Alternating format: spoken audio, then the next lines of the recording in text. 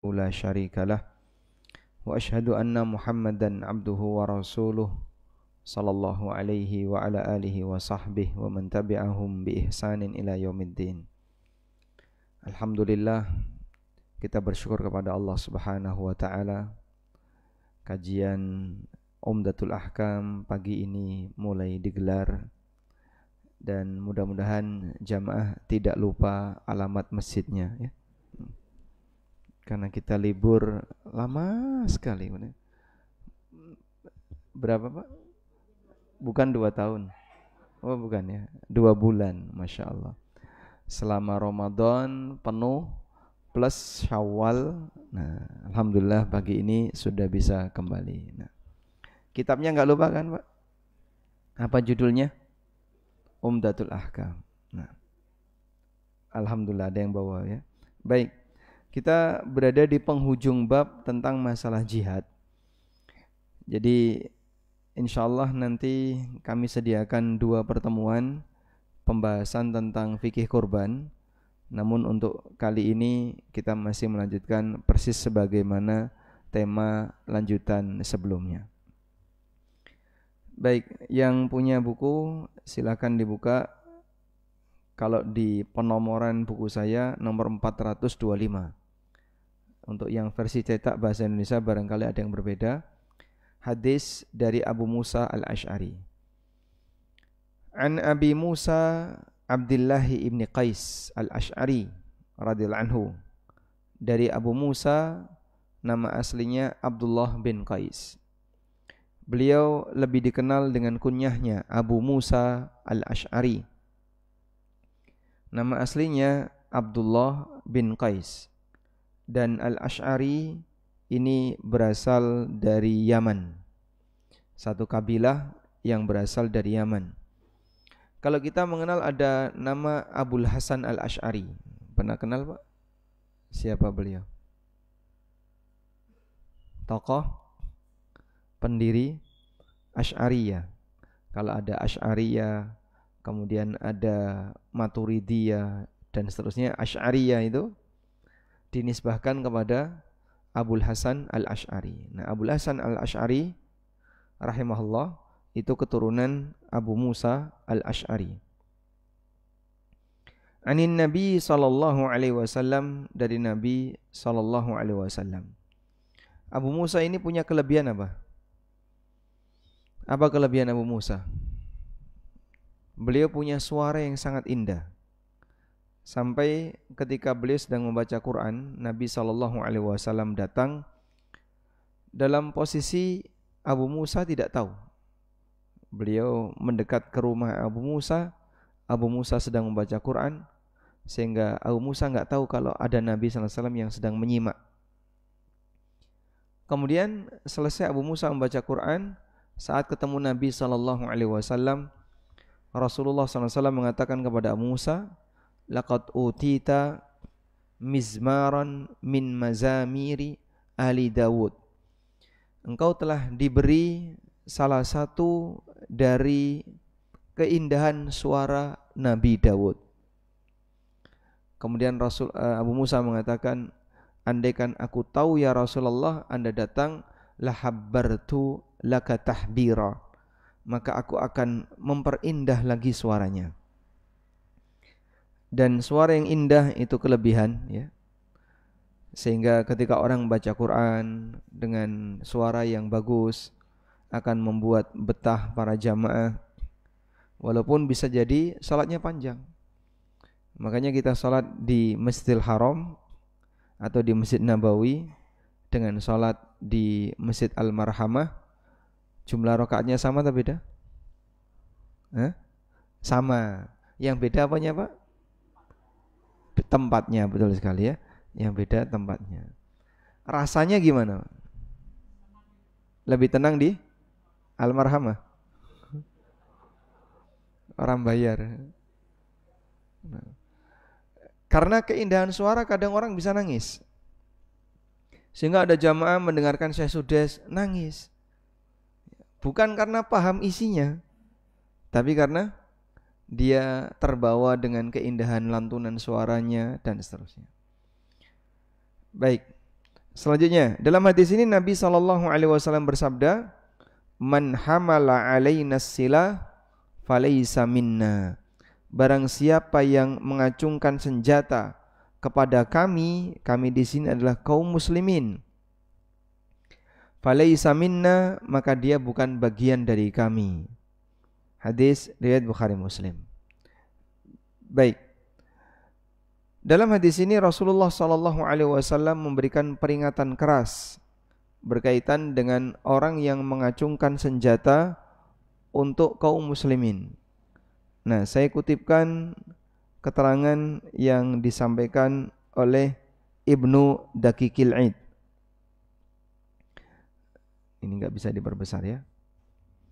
Ibnu Daqiqil Aid pernah mengatakan, hamlus silah yajuzu ayyurada bihi ma yudaddu wad'ahu wa yakunu dhalika kinayatan anil qital bihi wa ay yakunu hamluhu liyurada bihil qital wa dalla ala dhalika qarinatu qawlihi alaihi salatu wassalam alaina yuhtamalu an ayyurada bihi ma huwa aqwa min hadha wa huwal hamlu liddarbi bihi ay fi halil qital. Makna mengacungkan senjata di sini boleh dimaknai dalam arti adalah senjata itu tidak diletakkan pada tempat yang aman, tidak disarungi, sehingga maksudnya adalah kinayatun anil qital. Nabi SAW menggunakan kalimat ini untuk menjelaskan tentang al-qital, memerangi. Maka maksud beliau di sini adalah siapa yang memerangi kaum muslimin. Mengacungkan senjata kepada kaum muslimin berarti memerangi kaum muslimin. Dan ini sejalan dengan kalimat alaina. Alaina yang dimaksud di sini bukan hanya sebatas diacungkan kepada kaum muslimin, tapi maksudnya untuk membunuh kaum muslimin. Wal qasdi bis sayfi lid-darbi bihi, dengan maksud sengaja menggunakan pedang untuk membantai kaum muslimin. Wa ala kulli halin fa huwa dalilun ala tahrimi qitalil muslimin. Intinya di sini adalah dalil haramnya membunuh atau memerangi kaum muslimin, wa taghlidil amri fihi, dan adanya larangan keras bagi orang yang ingin memerangi kaum muslimin. Dan kita diperintahkan untuk menjaga persatuan, menjaga kedamaian, kerukunan antar sesama. Maka jangan sampai terjadi peperangan di kalangan kaum muslimin. Yang paling sensitif terjadi ketegangan di kalangan kaum muslimin itu apa, Pak? Menurut Bapak, ini paling sensitif terjadi ketegangan. Itu ketegangan karena apa? Karena urusan politik. Jadi tegang antar muslim.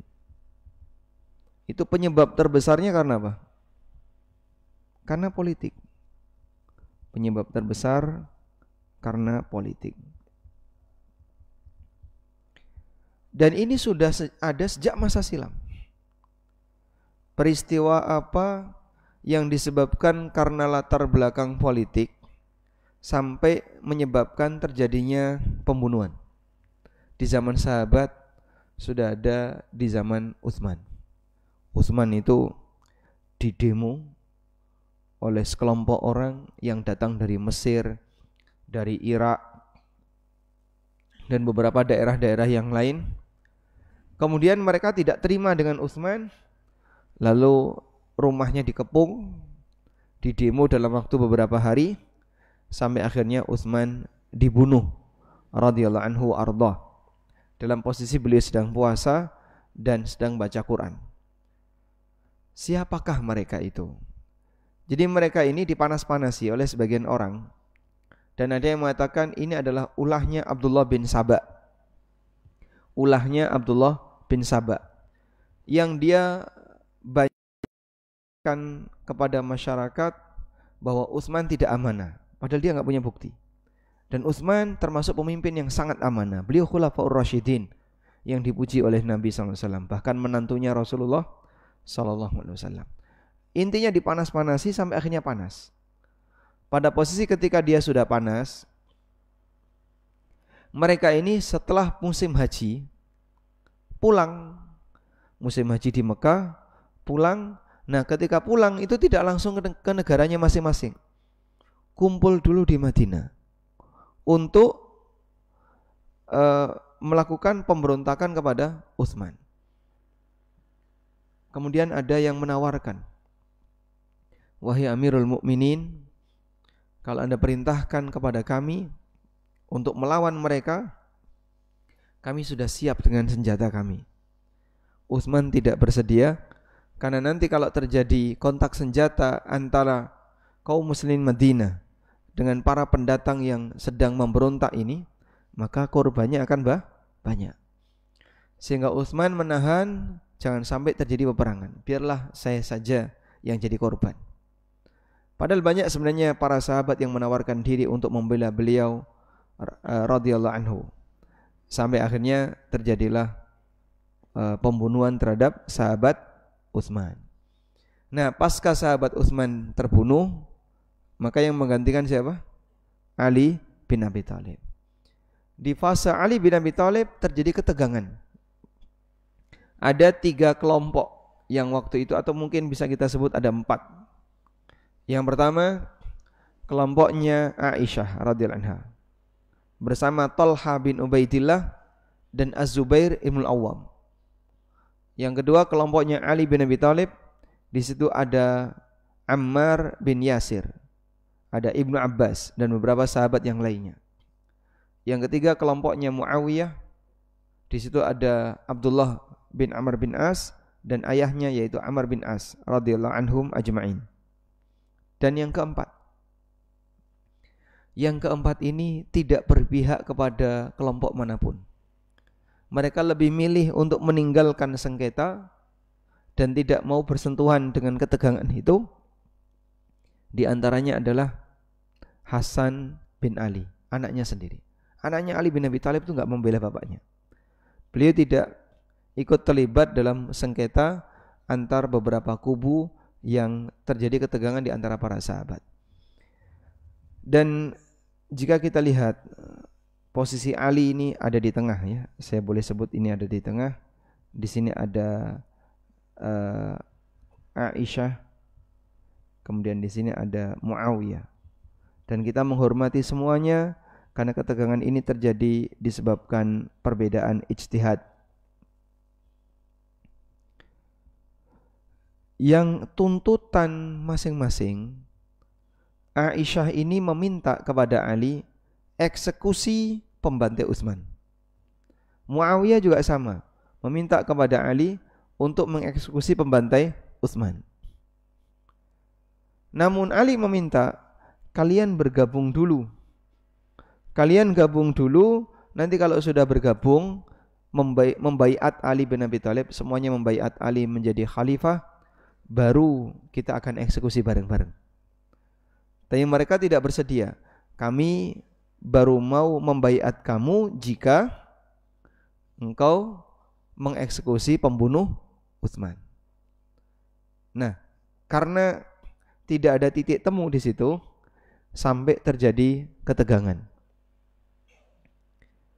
Dan sebenarnya Rasulullah SAW sudah pernah menyampaikan kepada Ali. Ali pernah disampaikan oleh Nabi SAW, sayakunu bainaka wa baina Aisyah syai'un. Kamu akan melakukan ketegangan, kamu akan mengalami ketegangan antara kamu dengan Aisyah. Sampai Ali radhiyallahu anhu mengatakan, a'udzubillah, aku berlindung kepada Allah. Dan Ali sangat menghormati Aisyah. Sampai ketika peristiwa itu, Ali bin Abi Thalib mengirim pasukan berkuda sebanyak sekian puluh, ada yang menyebutkan 70, untuk mengawal ontanya Aisyah dikembalikan ke Madinah. Ini Aisyah kan naik onta di dalam tenda yang ada di atas onta, sekeduk onta. Kemudian dikawal oleh sekian puluh, katanya 70 pasukan berkuda untuk mengantar Aisyah pulang ke Madinah. Enggak ada satupun yang berani nyentuh Aisyah radhiyallahu anha ketika itu. Padahal beliau termasuk di antara orang yang ikut dalam peristiwa perang Jamal. Jadi antara Aisyah dan Ali terjadi perang Jamal. Sedangkan antara Ali dan Muawiyah terjadi perang Siffin. Terjadi peperangan. Sampai terjadi peperangan dan korbannya banyak. Maka dengan sebab perbedaan ijtihad dalam masalah ini, terjadilah peperangan di kalangan kaum muslimin. Dan kita menghormati semuanya, karena semuanya adalah orang-orang terbaik di kalangan umat ini, murid-murid Nabi sallallahu alaihi wasallam. Baik. Namun jika kita perhatikan jamaah, kita mendapatkan pelajaran bahwa ternyata permasalahan politik itu salah satu di antara sebab terbesar terjadinya ketegangan di kalangan kaum muslimin. Dan terus seperti itu sampai zaman kita sekarang. Demo misalnya, demonstrasi yang kemudian sampai memakan korban, meninggal dunia, itu tempur antara siapa, Pak? Saudara, sesama bangsa Indonesia. Yang ini enggak terima, yang itu enggak terima, akhirnya berantem sampai memakan korban. Dan alhamdulillah di era ini Pak Prabowo, alhamdulillah ya, nuansa ketegangan tidak seperti sebelumnya. Lebih jarang terjadinya demo. Sehingga kalau dulu dikit-dikit demo, tegang di sini dan seterusnya, itu rasanya kita nggak nyaman. Bahkan pemilu saja, kalau sudah beda pilihan, rasanya gimana, Pak? Nggak nyaman. Yang satu milih nomor 3, yang satu milih nomor 4. Jadi sampai terjadi ketegangan. Ada suami istri sampai cerai, suami istri sampai berantem gara-gara beda pilihan. Karena itu Rasulullah SAW mengingatkan dalam urusan politik agar kita lebih banyak diam, dalam arti jangan sampai mendolimi yang lain, sehingga rakyat diminta untuk taat kepada pemerintah, pemerintah diminta untuk bersikap jujur dan bisa mengayomi rakyat agar terjadi kedamaian di antara semuanya. Baik. Selanjutnya, makna yang kedua, mengacungkan senjata. Mengacungkan senjata. Makna yang pertama tadi apa? Memerangi kaum muslimin. Memerangi kaum muslimin. Makna yang kedua dari mengacungkan senjata adalah, ya sebagaimana teksnya, mengacungkan senjata kepada orang lain. Apa namanya? Sehingga orang bawa senjata terus ditodongkan kepada orang lain. Bukan untuk membunuh, bisa jadi untuk main-main.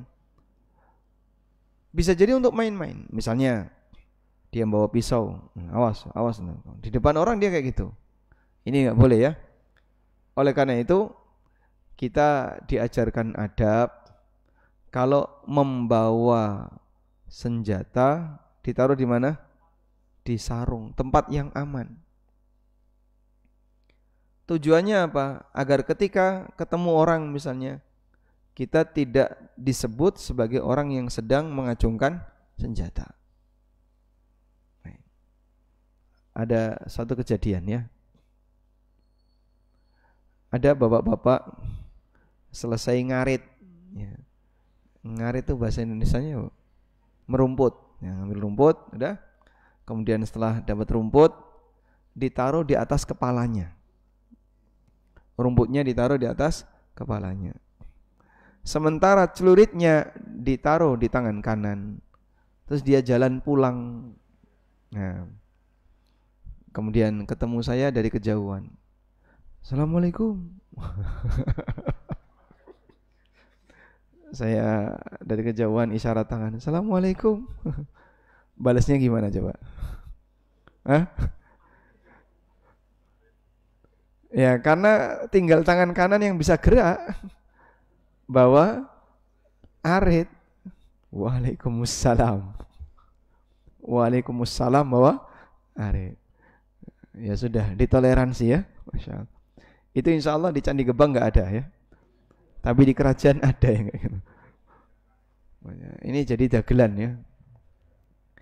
Kalau dalam kondisi normal seperti itu nggak boleh. Karena mengacungkan senjata kepada orang lain hukumnya dilarang. Termasuk diantaranya ya, semua benda tajam tidak boleh. Misalnya pisau atau geraji atau apapun itu tidak boleh diacungkan kepada muslim. Atau hal yang mematikan lainnya, yang itu bisa membahayakan dan melukai. Mohon maaf, ini mungkin agak sering ya. Orang bawa sepeda motor, lalu di depannya ada temennya yang sedang duduk-duduk, misalnya pas habis rapat RT atau apa, tiba-tiba dikebut. Wah. Terus direm mendadak di depan temennya. Nah, terus direm mendadak. Nah, tujuannya apa? Guyon. Ini bahaya ini. Seperti ini nggak boleh. Karena mengagetkan orang muslim itu hukumnya dilarang. Sehingga andaikan misalnya terjadi kesalahan teknis, remnya blong atau apapun sebabnya, atau kepleset bannya, akhirnya menyebabkan dia keselip, nabrak, yang disalahkan siapa? Pengendara kendaraan. Loh, tapi akan niat saya guyon, mau niatmu guyon, mau serius, tetap salah. Kecelakaan itu tidak sengaja.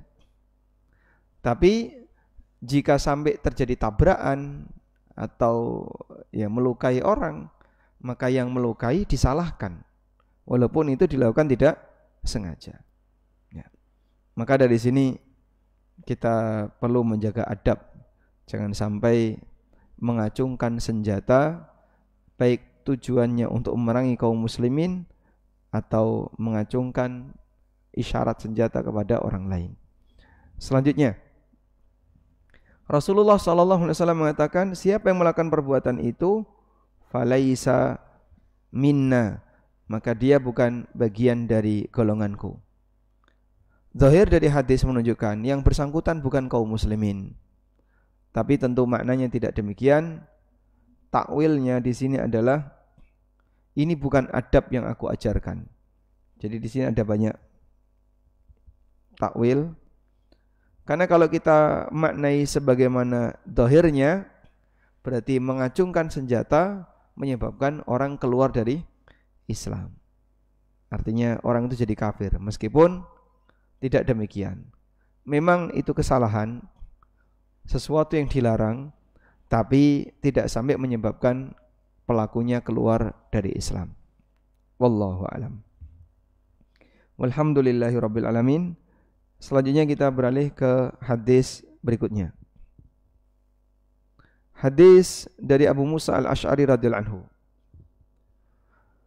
Qala, beliau bercerita, su'ila Rasulullah sallallahu alaihi wasallam 'anil rajul.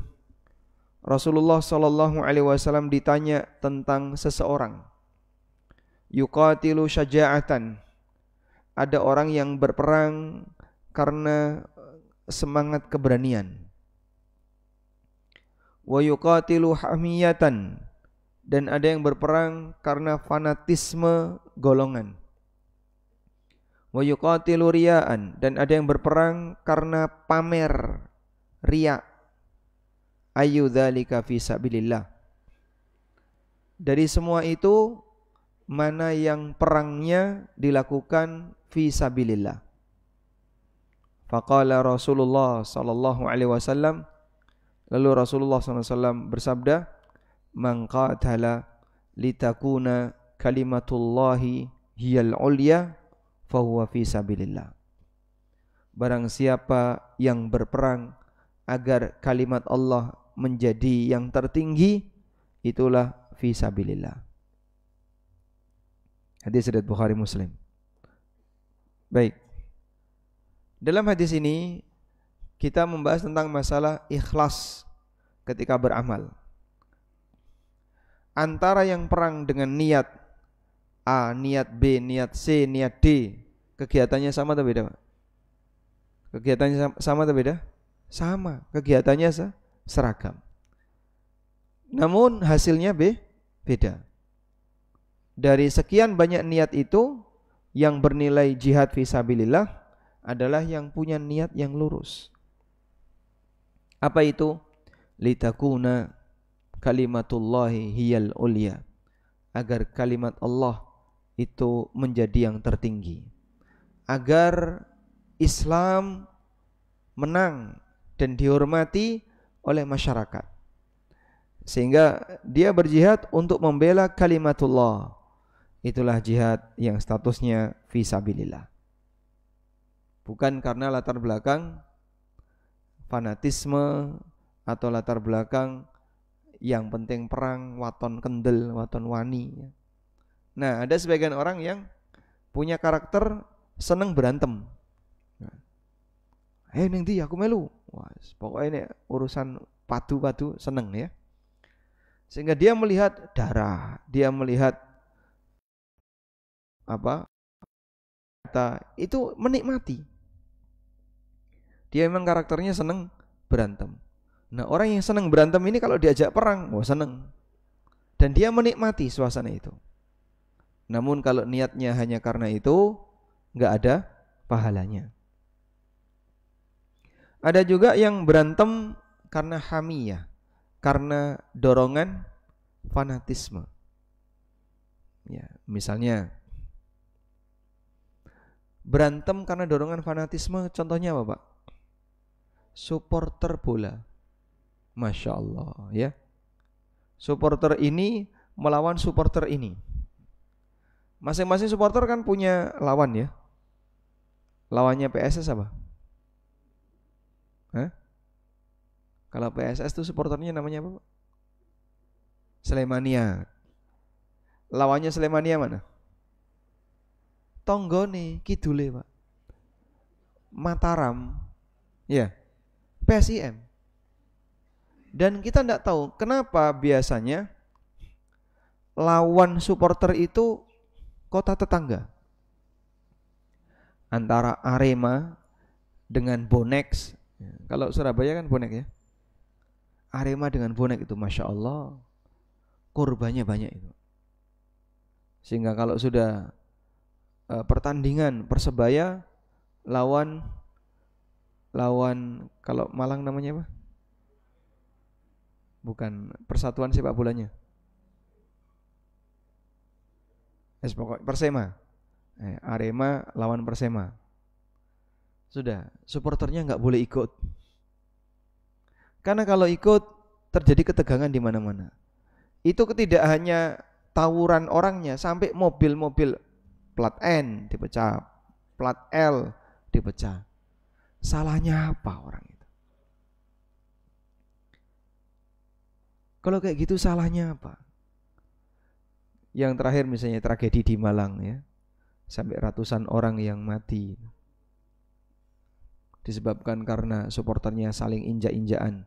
Ya meskipun semuanya masyarakat setempat. Sehingga kegiatan semacam ini justru mendatangkan madharat. Maka kita berharap ya kalaupun olahraga yang dewasa, yang supporternya juga harus ditanamkan kedewasaan.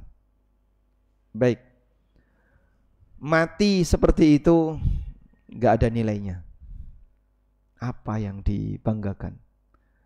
Dulu mungkin sekitar tahun 90-an, awal-awal 2000-an ya. Yang namanya berantem antar STM itu biasa. Belakangan sudah mulai hilang ya. Dulu Masya Allah, STM ini lawan STM ini. Dan kadang tetangganya. Bahkan sampai saya pernah dengar ya, gurunya itu ngasih motivasi. Pokoknya kowe iki kudu wani, jangan sampai alma mater kita diinjak-injak sama yang lain. Akhirnya berantem. Dan kalau sudah berantem, siswa itu bawa pedang. Sehingga kadang ngerti-ngerti ada korban di sini. Dia nggak tahu menahu karena dari siswa STM ini dibantai sama siswa STM yang lain. Nggak ada manfaatnya sama sekali. Baik. Oleh karena itu sayangilah nyawa dan sayangilah tenaga. Jangan dimanfaatkan untuk sesuatu yang bisa membahayakan nyawa sementara nilainya justru tidak ada. Padahal Nabi SAW menyebutkan orang yang berperang yang bernilai pahala hanya satu. Litakuna kalimatullahi yal ulya. Ketika dia berperang agar kalimat Allah itu yang tertinggi. Itulah fisabilillah. Nah, boleh kita sebut ketika orang berperang di masa silam merebut kemerdekaan Indonesia akan ada beragam niat. Maka dari semua pahlawan-pahlawan yang ikut perang itu yang berstatus fisabilillah jika dia punya niat ini, litakuna kalimatullahi hiyal ulya. Jika dia punya niat agar kalimat Allah itulah yang tertinggi. Wallahu a'lam. Walhamdulillahirabbil alamin. Selesai bab tentang jihad. Baik, cukup insyaallah, Pak. Kita ganti judul bab Kitabul Itqi, bab tentang masalah pembebasan budak. Jadi tentang pembebasan budak ini ditaruh di bagian belakang karena pembebasan budak ini kaitannya dengan hak sesama muslim yang didapatkan melalui hasil perang. Saya tanya sekarang, kapan orang bisa jadi budak? Kapan manusia merdeka jadi budak?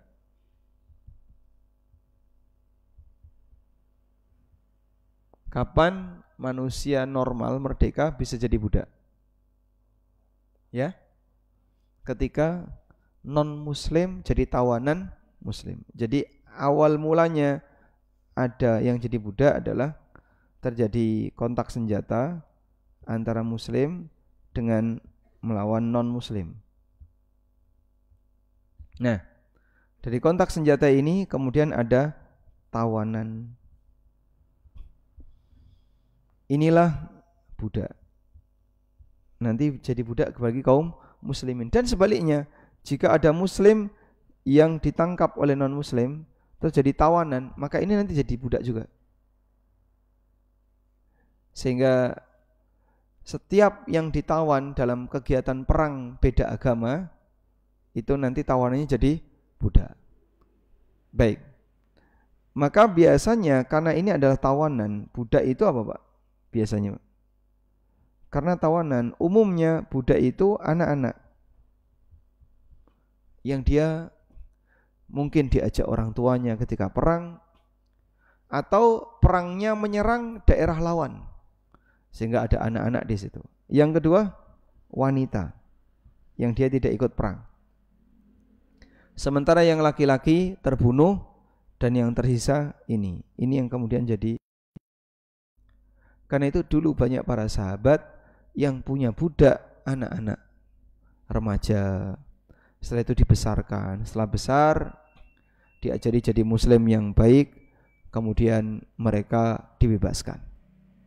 Beberapa ulama tabi'in yang merupakan mantan budak bisa disebutkan contohnya. Satu, Ikrimah, muridnya Ibnu Abbas. Ikrimah itu budaknya Ibnu Abbas dan dibebaskan. Yang lain, Hasan Al-Basri. Bapak kenal Hasan Al-Basri ya? Nama itu ma'ruf kan? Ibunya itu budak, bapaknya juga budak. Anaknya diasuh oleh Ummu Salamah, istri Nabi SAW. Mujahid bin Jabr juga dari kalangan maula. Beliau keturunan dari budak. Dan masih banyak beberapa ulama-ulama yang lain adalah mawali. Mawali itu keturunan dari budak. Ada sahabat yang terkenal dan beliau seorang budak. Tadi dibebaskan oleh Nabi SAW. Namanya Thauban. Thauban ini budaknya Rasulullah SAW yang dibebaskan. Nah, posisi budak-budak seperti ini di tengah kaum muslimin dirawat dengan baik, diajari dan dididik dengan baik, sampai kemudian di antara mereka banyak yang jadi ulama. Maka fungsi perbudakan di antaranya adalah untuk memindahkan status seseorang dari yang sebelumnya non-muslim jadi muslim. Lalu setelah itu mereka bisa menjadi orang yang baik di tengah wilayah kaum muslimin. Demikianlah aturan perbudakan secara umum dalam Islam. Nah, selanjutnya kita perhatikan ini ya. Terjadi perang antara muslim melawan ahli kitab. Dan ini sering sekali Nabi SAW melawan beberapa kelompok Yahudi yang ada yang diusir, ada yang dibantai, dan beragam. Nah, ketika muslim melawan ahli kitab, maka ahli kitab ini ada 3 pilihan. 1, menyerah dan masuk Islam. Menyerah dan masuk Islam.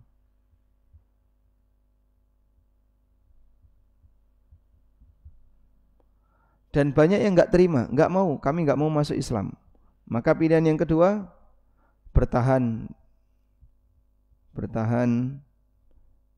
dengan agamanya,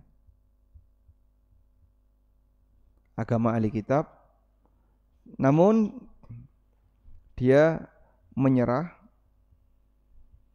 sehingga tidak dibunuh, tapi nanti bayar jizyah, bayar upeti.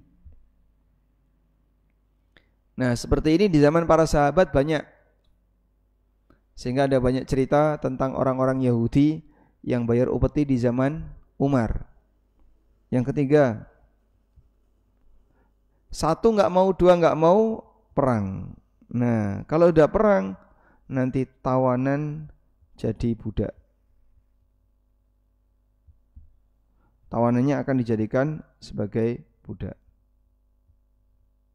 Ketika dia enggak mau pilihan 1 dan 2. Dan banyak yang enggak mau, Pak.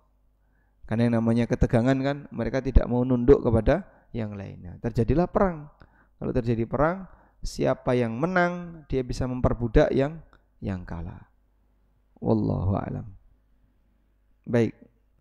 Insyaallah akan kita baca beberapa hadis tentang pembebasan budak di pertemuan berikutnya. Kita masih ada sisa waktu berapa menit lagi? 10 menit? 10 menit ya. Barangkali ada jamaah yang mau menyampaikan sesuatu, kami persilahkan. Wassallallahu ala nabiyyina Muhammadin wa ala alihi wa sahbihi wasallam.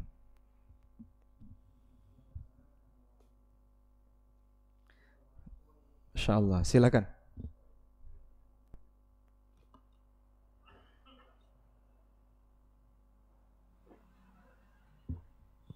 Assalamualaikum warahmatullahi wabarakatuh. Assalamualaikum. Terima kasih waktu yang diberikan. Sebetulnya singkat saja yang pertanyaan saya.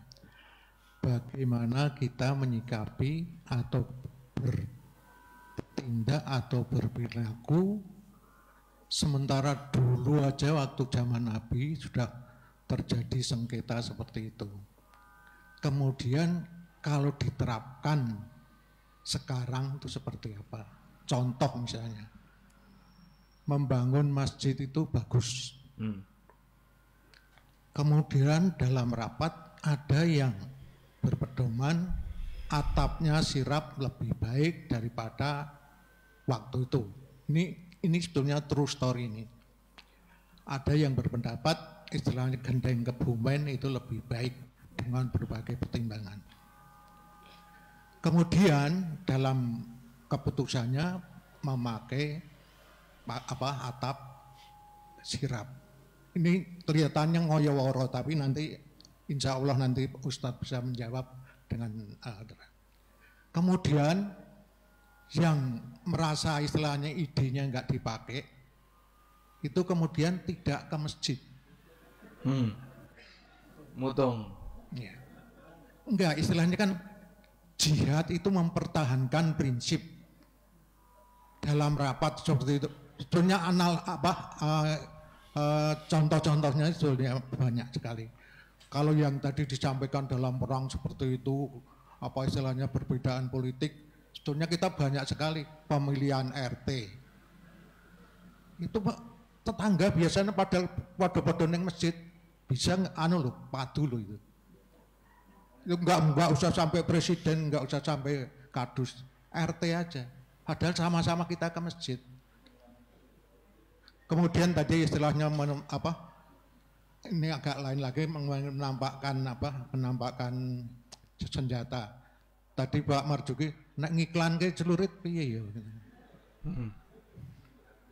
Yeah. Sebetulnya kan istilahnya ada istilahnya the man behind the gun, katanya Pak Nur ini. Jadi senjata itu kalau pisau itu bagi itu hanya alat yang cukup istilahnya berguna bagi dia. Tapi bagi pencoleng ya itu bisa merupakan senjata. Kemudian ada istilah mulut itu lebih tajam daripada pisau. Ya udah sementara itu aja, nanti mohon dijelaskan. Mudah-mudahan bermanfaat bagi kita semua. Masya Allah. Assalamualaikum warahmatullahi wabarakatuh. Waalaikumsalam warahmatullahi wabarakatuh. Baik. Saya coba menjawab yang pertama ini. Ada satu hadis yang mudah-mudahan jadi motivasi bagi kita semuanya, Pak. Berkaitan dengan masalah berdebat atau tegang dengan orang lain dalam urusan yang sebenarnya tidak terlalu urgent untuk kita harus menang. Saya sebut demikian karena menang siapapun sebenarnya yang jadi ya tetap itu gitu. Ada satu hadis dari sahabat Abu Umamah Al-Bahili radhiyallahu anhu. Nabi SAW bersabda, "Ana za'imun bi baitin fi rabadil jannah liman tarakal mira wa in kana muhiqqan." Aku jamin seseorang mendapatkan rumah di tengah surga bagi siapa yang meninggalkan debat walaupun dia dalam posisi yang benar. Misalnya kayak tadi ya, usul masalah atap, yang satu genteng, satu sirap. Udah tegang itu. Ini mau genteng mau sirap kan tetap masjid. Apakah gara-gara atapnya beda? Oh ini enggak sah jadi masjid. Sekarang jadinya musola. Tetap itu akan jadi masjid. Baik. Sehingga ya tidak perlu terlalu alot-alot ya. Sampaikan secara kepala dingin, kemudian tujuannya adalah biar untuk kemaslahatan bersama gitu. Walaupun nanti usul saya tidak dipakai ya tidak masalah, ini hanya usul. Terus yang berwenang memutuskan siapa? Ya pihak yang berwenang, kepala takmir, ketua takmir ya, atau dewan masjid yang diputuskan untuk ngurusi itu. Nah kita usul ya silakan usul, tapi usul tidak boleh bawa kepentingan ya. Sehingga misalnya wah daripada debat aku ramelu wae. Ramelu dalam arti sudahlah melu saya manut saja mau apapun keputusannya. Insyaallah Pak, jaminan hadis ini bisa didapatkan. Aku jamin bisa dapat rumah di tengah surga bagi orang yang meninggalkan debat walaupun dia dalam posisi yang benar. Wa bi baitin fi wasatil jannah, dan aku jamin orang bisa mendapatkan rumah di tengah surga liman tarakal kadhiba wa in kana mazihan, bagi orang yang selalu meninggalkan praktek berdusta walaupun niatnya guyon. Jadi kalaupun guyon ya nggak usah bohong. Karena kan kadang ada orang yang cerita tapi bohong. Tujuannya apa? Bikin ketawa banyak orang. Ya nggak usah kayak gitu. Ya, kalau memang tidak ada bahan untuk lelucon, tidak perlu membuat lelucon bohong. Wa bi baitin fi a'lal jannah, dan aku jamin orang mendapatkan rumah di atas surga liman hasuna khuluquhu, bagi orang yang akhlaknya mulia. Baik. Nah, kalau kita ingin dapat seperti janji di atas tadi, hadis riwayat Abu Dawud, hadisnya hasan, maka coba kita berlatih untuk hal yang sekiranya tidak terlalu urgent, pendapat saya harus dipakai, ya sudah, saya tak ngalah saja. Tapi kalau urgent, misalnya bapak satu-satunya yang paham di sini, sementara yang lain nggak ngerti, kemudian bapak ngasih pertimbangan. Contoh ya, di kampung ini ada dokter, lalu ada kasus, misalnya orang meninggal kena virus. Nah bapak yang paham, wah virus ini bisa berbahaya, nyentuh badannya saja bisa tertular. Sementara masyarakat gak paham, akhirnya mau dimandikan tanpa pelapis. Nah, setelah rapat yang diputuskan memandikannya si A, B, C. Anda dokter paham, jangan sampai nyentuh badannya. Virusnya jenisnya ini kalau kamu nyentuh kulitnya saja itu sudah akan menular. Nah, ngotot kayak gitu agak boleh ya. Boleh nggak ngotot ini? Boleh. Tujuannya apa? Untuk penyelamatan. Karena ini bahaya. Contoh yang lain. Terjadi perdebatan. Korban ini kulitnya mau diapain? Wah, lumayan. Ada yang berpendapat, wes toh ini bakul kulit gorene wes dolen bakul kulit. Nanti duitnya kita belikan sapi atau kambing, sembelih lagi. Nah, kambing yang disembelih ini atas nama siapa? Rano yang duwe kan berarti ya. Misalnya kulit 10 dapat uang 5 juta. Dibelikan seekor kambing seharga 5 juta. Ini siapa? Korbannya siapa kambing ini? Hah? Yang punya kulit. Nah, kulitnya banyak kan. Padahal kambing kan hanya boleh satu orang. Ini banyak orang. Baik. Lalu ada yang ngerti. Setahu saya jual beli kulit itu tidak boleh. Hadisnya ini. Dalam hadis riwayat Al-Hakim, Nabi SAW mengatakan, man ba'a jilda udhiyatihi fala udhiyata lahu. Siapa yang menjual kulit korbannya, maka korbannya batal. Nah, sementara takmir yang ditunjuk untuk nangani korban itu wakil sahibul korban. Maka wakil itu dapat amanah. Oleh karena itu, mari kita tunaikan amanah ini dengan benar. Jangan sampai ada yang salah dalam menetapkan, memutuskan. Nah, rodok ngotot sedikit untuk penyelamatan, insya Allah tidak masalah. Karena tujuannya untuk kemaslahatan. Toh misalnya tetap nggak dipakai pendapatnya, sehingga keputusan ketua panitia tetap seperti ini. Ya sudah, beliau sudah menyampaikan dan sudah gugur kewajibannya. Begitu ya.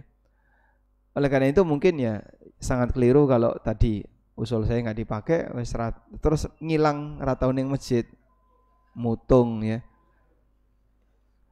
Ini yang rugi siapa? Ya dia sendiri yang rugi. Wallahu alam. Selanjutnya yang kedua apa tadi? Sampai lali aku. Mengatasi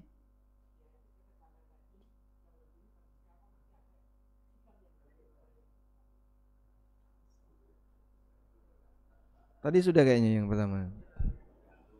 Oh, saya takon yo lali, alhamdulillah. Insya Allah ini dagelan Masjid Marhamah ini.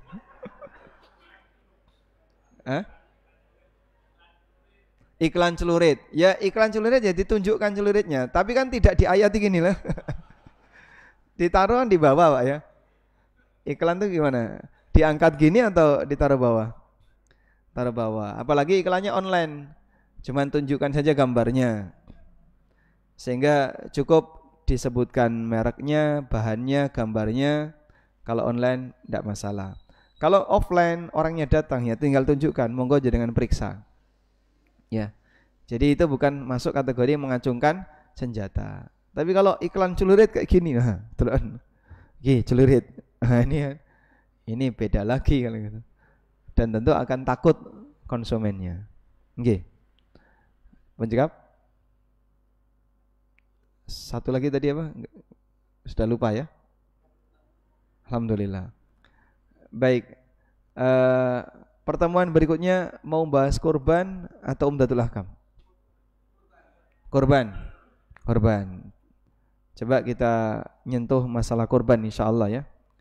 Mudah-mudahan cukup untuk 2 atau 3 kali pertemuan dan mungkin nanti kita sedikit banyak diskusi terutama amaliyah Idul Adha, amaliyah Dzulhijjah. Jadi tidak hanya kurban saja, termasuk juga amaliyah Dzulhijjah yang lainnya. Demikian semoga bermanfaat. Wassallallahu ala nabiyyina Muhammadin wa ala alihi wa sahbihi wasallam. Wa akhiru da'wana anil hamdulillahi rabbil alamin. Wassalamualaikum warahmatullahi wabarakatuh.